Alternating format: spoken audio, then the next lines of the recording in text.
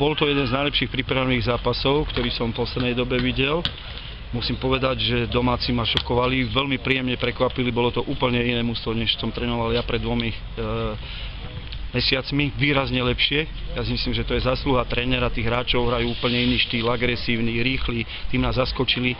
Naši hráči v predchádzajúcich zápasoch porazili silné mužstva ako Galaty z Rumunska, porazili Bialsko-Bialu z prvej poľskej ligy, takže dneska prišli trošku pohodlne na ihrisko a s takýmto herným štýlom sa nestretli, s takou agresivitou, bojovnosťou, nasadením, čiže zostali zaskočení a myslím si, že dlho trvalo, kým sa prebrali.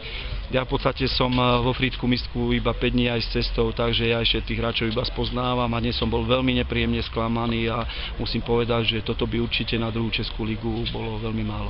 Ale znova poviem, že to som úplne nadšený tým, ako hrali domáci. Prvý zápas, ktorý sme prehrali túto prípravu,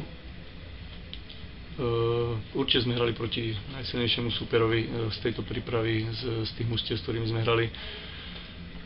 Prehrali sme 1-0, ukázal nám zápas niektoré veci, na ktorých musíme popracovať.